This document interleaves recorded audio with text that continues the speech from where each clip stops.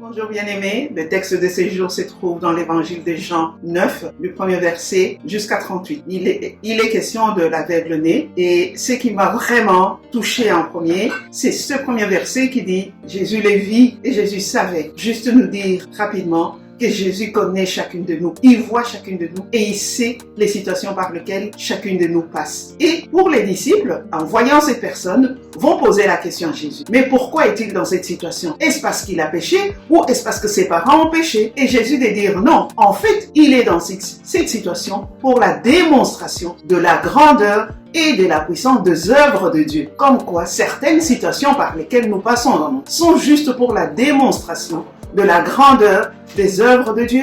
Comme pour la mort de Lazare, c'était pour la démonstration de la gloire de Dieu. Et donc, qu'est-ce que Jésus va utiliser comme procédure, comme médicament pour la guérison de cet aveugle? Il va juste prendre de la boue, y mélanger sa salive, appliquer sur les yeux de cet aveugle-né et lui demander d'aller à la piscine des Siloé, qui signifie envoyer pour se laver les yeux. Waouh, quel médicament qu'on peut utiliser aujourd'hui par un ophtalmologue pour la guérison de la vue. Mais cet aveugle, titubant et même ne sachant même pas où aller, ne connaissant pas le chemin qui allait tout droit, parce qu'il est toujours aveugle quand on lui demande d'aller à cette piscine. Et le voilà qui prend son courage à deux mains et qui y va, qui avance pas à pas, un pas devant l'autre, les pas qui l'amènent à l'accomplissement de son miracle jusqu'à la piscine. Il va se laver et là il recouvre la vue. Et s'en suivent maintenant les commentaires, l'étonnement de ceux qu'il connaissait. Mais personne parmi tous ces gens-là ne va prendre le temps de se réjouir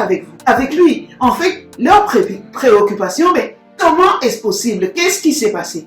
Mais lui de dire, je rencontrais un homme qui a pris de la boue avec sa salive, je me suis lavé et maintenant je vois. Et finalement, qu'est-ce qu'ils vont faire? Ils vont se tourner vers les pharisiens et les pharisiens se dire, waouh, non seulement il a fait ça, mais il a fait ça le jour du sabbat. Ça, ce n'est pas possible, ça ne peut pas être un envoyé de Dieu. Les pharisiens vont faire venir les parents de cet aveugle-né. Pris de peur, qu'est-ce qu'ils vont dire? Nous ne savons pas, il faut demander à lui-même parce que c'est déjà une grande personne. Et finalement, les pharisiens vont lui poser la question.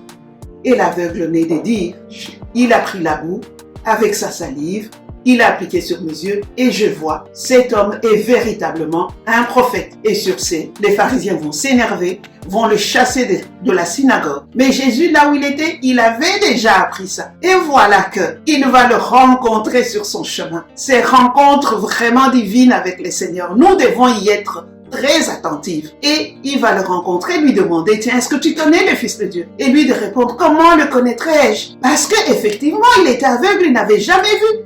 Et Jésus de lui dire, mais c'est lui le Fils de Dieu. Et sur ce, l'aveugle naît de dire, alors, je le connais. Et il accepte. Jésus de lui dire, suis-moi, viens avec. Comme à chacune de nous, Jésus nous dit, tenez ferme, suis-moi, viens avec moi, sois mon témoin, soit celle qui annonce l'évangile auprès des autres, soit celle qui amène les foules à la louange, parce que je connais ta situation et je te vois.